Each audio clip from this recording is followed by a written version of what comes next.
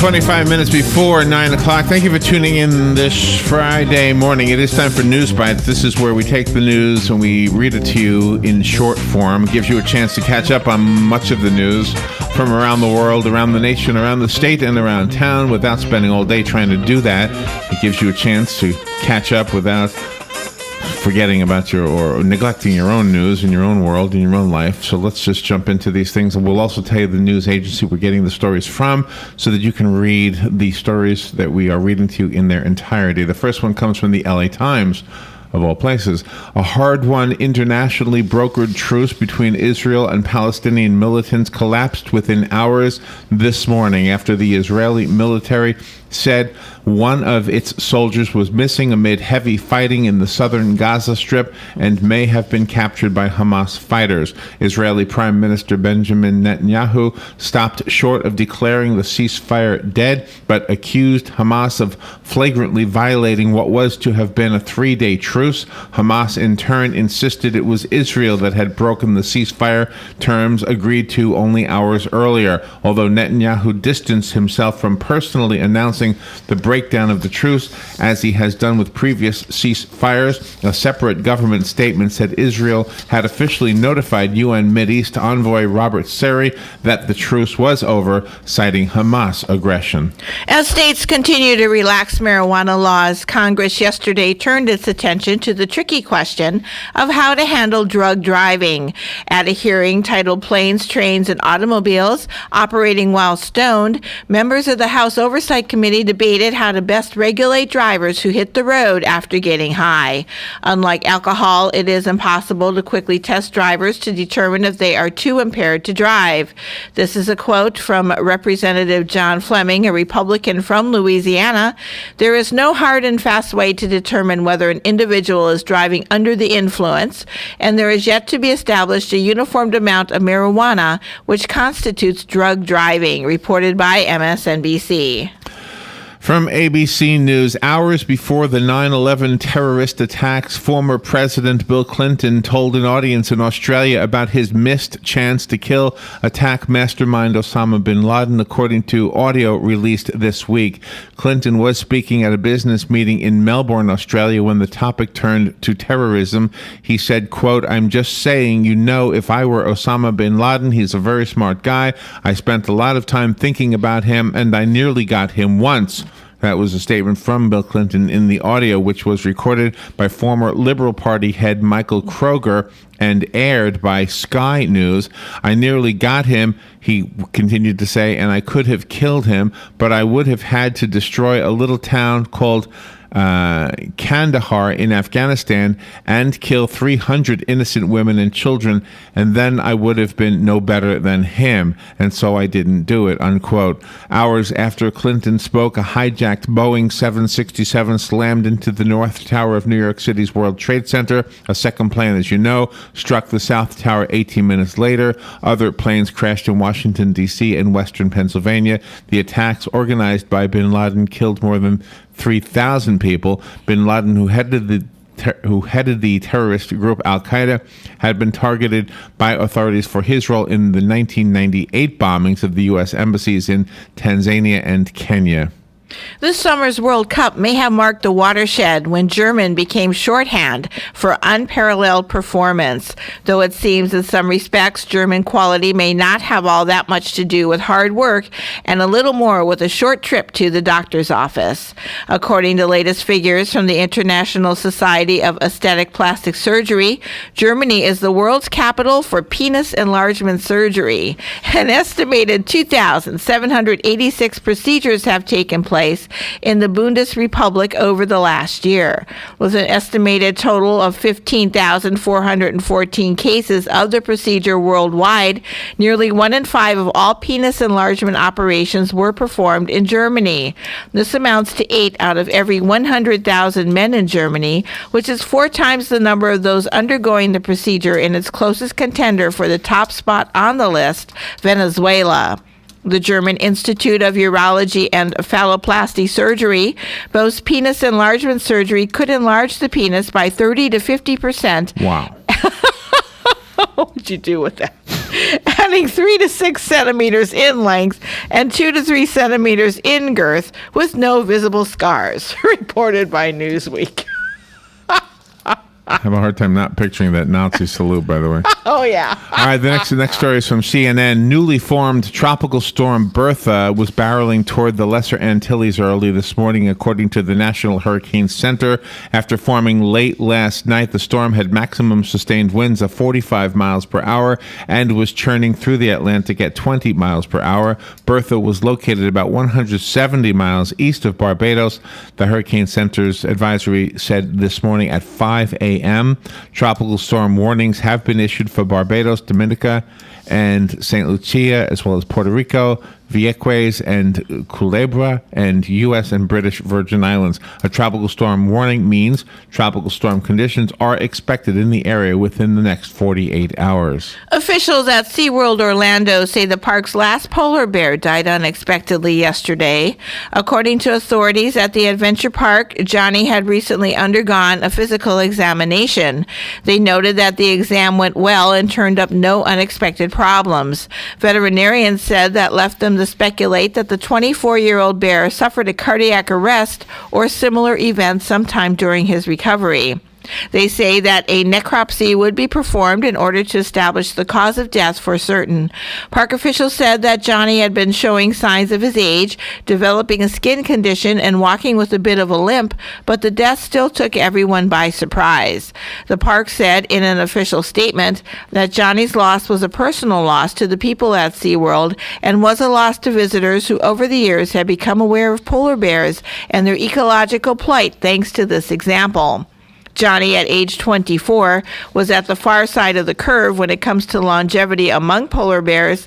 According to the organization Polar Bears International, these animals live around 15 to 18 years in the wild, reported by the Florida News Network. And from the Washington Times, military personnel at a government-run health science university in Maryland were reportedly instructed not to eat or drink in front of Muslims during the Islamic holy month of Ramadan. The brigade commander at the Uniformed Services University of the Health Sciences in Bethesda sent an email last month to military personnel instructing them to show respect toward their Muslim colleagues during Ramadan fasting, which ended July 28th. This is a period of great personal restraint and commitment in addition to renewed focus on worship, is a quote from Colonel Kevin Glass, reportedly writing that in an email. He went on to say, quote, "I'd like to encourage you to learn just a little more about this religion, but more importantly, if I'm asking you to be considerate and do not consume food or drink in front of our Muslim colleagues, it is a simple yet respectful action," unquote. U.S. health officials yesterday warned Americans not to travel to the 3 African countries hit by an outbreak of Ebola. The travel advisory applies to non-essential travel to Guinea, Liberia, and Sierra Leone. The outbreak in those West Africa countries has killed more than 700 people this year. The Centers for Disease Control and Prevention say the risk of the deadly disease coming to the United States remains small. The last time the federal agency issued such a travel warning was in 2003 because of a SARS outbreak in Asia, reported by the Las Vegas Sun. And from CNN, rescuers have recovered 51 bodies after landslides caused by heavy monsoon rains trapped about 170 people in an western Indian village. Officials say at least 100 people are feared trapped under the debris after a wall of mud covered the village earlier this week. About 500 rescuers are at the scene trying to locate survivors. 8 survivors, including a child, have been pulled out of the rubble since the disaster. We need to take a little break and catch up on the weather, as well as play a few commercials, and then we'll be back with some more News Bites right here on The Source, WOCA. It is 8:45. The weather is brought to you by myfwc.com. Safe boating is no accident. Sunshine mixing with clouds today. There'll be a thunderstorm or 2 in the area this afternoon and evening. The high today, 88 to 92. Partly cloudy overnight, low 71 to 75. For tomorrow, times of sun and clouds with a shower or thunderstorm around, mainly in the afternoon and evening. The high, 88 to 92. For Sunday, variable cloudiness with a couple of showers and a thunderstorm, high 89 to 93. From the Florida Weather Center, I'm meteorologist Joe Lundberg. Each morning, we wake up thankful to live in a free nation with liberty and justice for all. But sometimes those liberties can be put in jeopardy, and you may have questions about what to do or who to call. Let Doc Blanchard of Blanchard, Miriam, Adele, and Kirkland help you find the answers. Attorneys at law since 1974 and located in downtown Ocala. If you have legal issues, don't go it alone. Call 352-732-7218. Blanchard, Miriam, Adele, and Kirkland, helping protect your liberties every day. Who would you feed if you had 50 chicken sandwiches from Chick-fil-A? WOCA and Chick-fil-A in the Paddock Mall have teamed up to reward one organization with 50 chicken sandwiches as a way of saying thanks for the great work that organization is doing in our community. And we need your help. See, there are so many great people doing great things that we need nominations. You can nominate your own organization or any organization you choose. Simply send an email to WOCA@WOCA.com.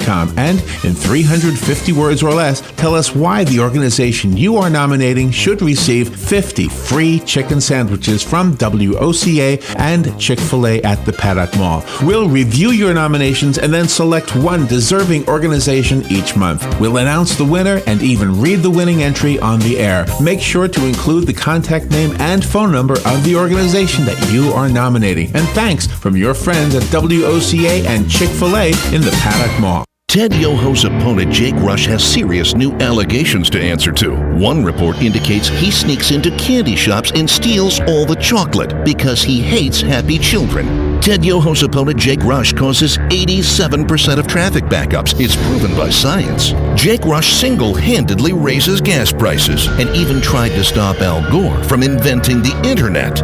And here's the truth. The over-the-top false accusations being made about Ted Yoho's opponent, Jake Rush, are why good people don't run for office. Jake Rush didn't say or do any of it. There are a lot of things Jake will admit to. He is a former deputy sheriff, a father, husband, a constitutional lawyer, a straight shooter, a Christian, and a live-action role player. What does that mean? Jake is an amateur actor. Emphasis on amateur. Find out the truth for yourself and learn about Jake's commitment to reduce the national debt, repeal Obamacare, and balance the budget. Visit JakeRushForCongress.com. Paid for by Jake Rush for Congress. I'm Jake Rush, and I approve this message.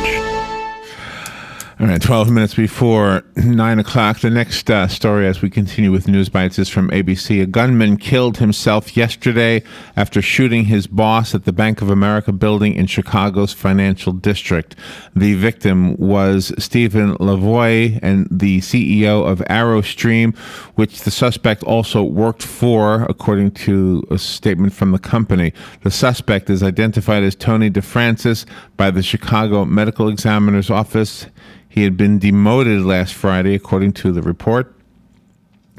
DeFrancis was listed on the ArrowStream website as the company's chief technology officer.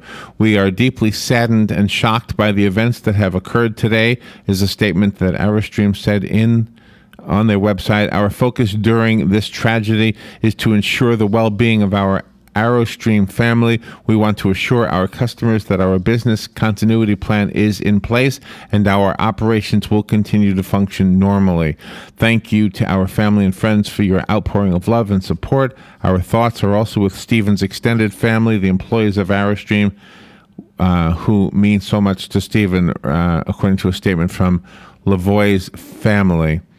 Lavoie, who police say was 54 years old, was taken to Northwestern University Hospital and was in critical condition after suffering a gunshot wound to the head. The 59-year-old shooter, later identified as DeFrancis, was confirmed dead at the scene, according to the police report. Poverty is growing the fastest in the suburbs, representing a major shift from where urban areas had the highest number of poor residents. Between 2000 and 2012, the number of distressed neighborhoods grew by almost 3/4, and the suburban poor population living in those neighborhoods ballooned by 140%. This is according to a research brief from the Brookings Institution. Distressed neighborhoods are census tracts where poverty rates stand at 40% and above, while cities cities continue to have many more residents living in concentrated poverty, the urban poor population only grew by roughly 50% in distressed neighborhoods from the year 2000 to 2008 to 2012, reported by MSNBC. And from ABC News, Senate Republicans blocked a bill that would provide $2.7 billion in funding to address the crisis of minors from Central America illegally entering the United States. With 50 yeas and 44 nays, the Senate did not advance Senator Barbara Mikulski's proposal to provide funding in response to President Obama's request. The measure required a 60 vote threshold. On July 8th, the president asked Congress to supply an emergency $3.7 billion to address what members of both parties have deemed a national crisis. That request included $1.1 billion to improve enforcement and detain and return adults accompanying children across the border, plus about $2.2 billion to help Customs and Border Patrol and the Department of Health and Human Services detain, house, and care for children after they have crossed. On the last day before summer recess, dysfunction reigned in Congress. House Republicans called off a vote on their $659 million emergency response to the border influx from Central America, overwhelming immigration resources, unable to agree among themselves about what to do. After first saying the bill was pulled, the GOP leaders called a caucus meeting for later yesterday and said more votes could take place. The confusion showed the deep divisions between conservative and more moderate House Republicans that has caused similar episodes in the past on other spending matters. This is reported by CNN, and just my 2 cents, they should not go on vacation. They should just keep on till it's done. And from the Associated Press, those responsible for the death of a giraffe whose head struck a South African highway overpass while it was being transported in a truck will likely be prosecuted under animal protection laws. The accident on a highway between Pretoria and Johannesburg yesterday was very unsettling because it could easily have been avoided, is a statement from Rick Allen, an animal welfare officer. It's just so unnecessary, said Allen, head of the Pretoria area branch of Society for the Prevention of Cruelty to Animals. The group's members were able to respond quickly to the giraffe accident because they were already out on the highway attending to a separate case of cattle stranded because of a truck breakdown. Hospitals resuscitate too many elderly people because society does not see enough deaths and accept we are mortal. This is according to a leading cardiologist. Elderly people who are frail and suffering from dementia are routinely given a number of medical interventions in hospitals, such as statins, aspirins, and flu jabs, which are designed to prolong life, but not necessarily improve it. However, when it comes to resuscitation in the elderly and frail, particularly those with dementia, James Beattie, the renowned cardiologist, said quality of life should be considered and people should be allowed to die, reported by the Telegraph. And from CNN, while practicing for a national motocross competition in 2009, Kent Stevenson's motorcycle suddenly locked up and crashed, leaving him paralyzed from the chest down. He was just 21 years old and would never walk again. He was also devastated to learn that he would never have sex again, or so he thought. For 3 years, Stevenson could not function sexually. Then one evening, he was getting intimate with a woman, and to his shock, he had an erection. He says it went from zero to hero. He says it was not Viagra. Doctors had previously prescribed that pill in huge doses, but all he got was a big headache. What gave Stevenson his groove back was an electrical stimulator surgically implanted in his spine as part of a study on paralysis. Stevenson's friends were happy he was happy, but they expressed disappointment that the experimental stimulator didn't also get Stevenson walking again. I told them that not walking isn't such a big deal. Wheelchairs are so advanced these days, but not being able to have sex is a big deal. He says the stimulator is a life changer.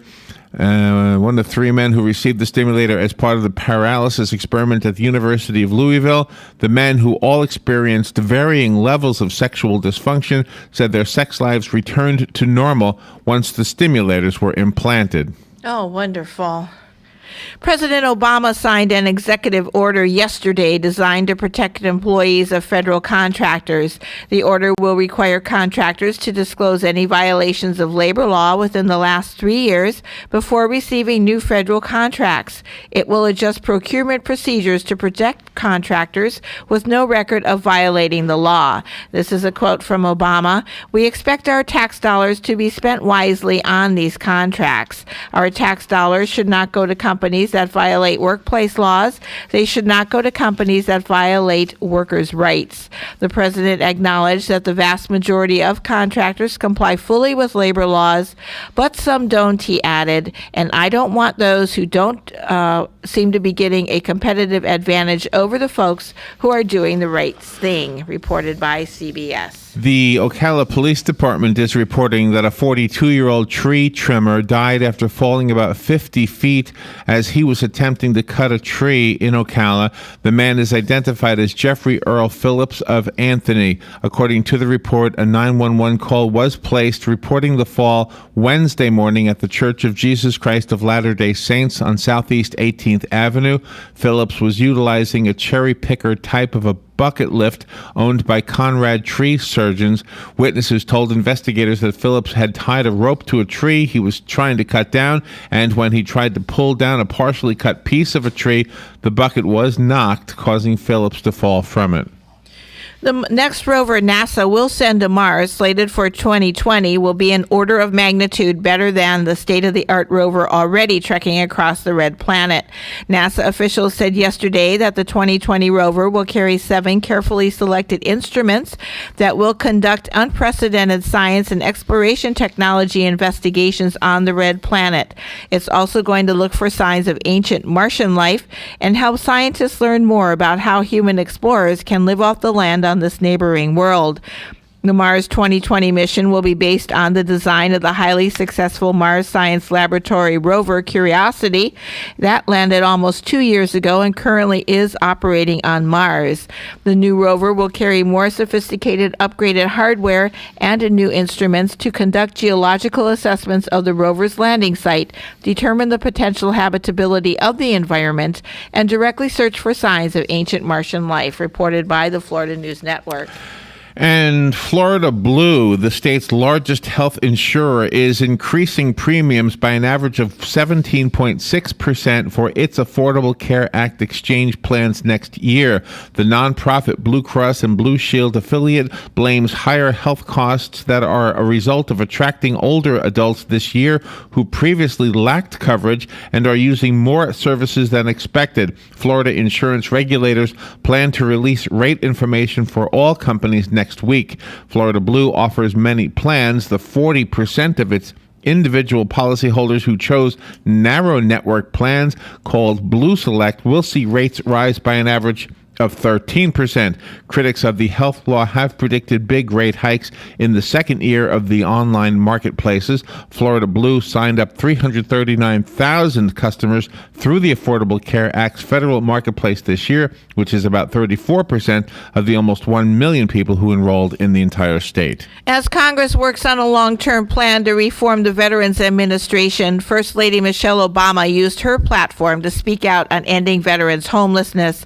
Obama called the more than 58,000 homeless American veterans a stain on the soul of this nation. As Americans, the idea that anyone who has worn our country's uniform is sleeping on the ground should horrify us, reported by ABC.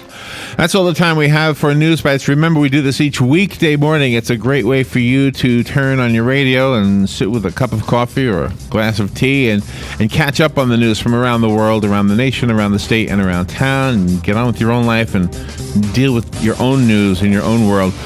And Rob, how many stories were we able to get to today? 22. All right, we'll take a little break and we'll be right back. Nancy Stacy from the Marion County School Board is going to be here talking to us about the decision to perhaps bring the teachers back for art and music. We'll be right back.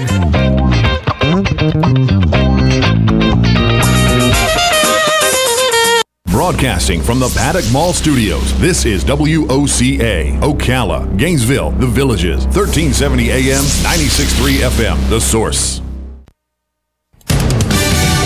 Fox News Radio, I'm Pat O'Neill. The latest job news in. The U.S. created 209,000 jobs last month, a bit more than expected. The jobless rate at 6.2%, up a tenth of a point.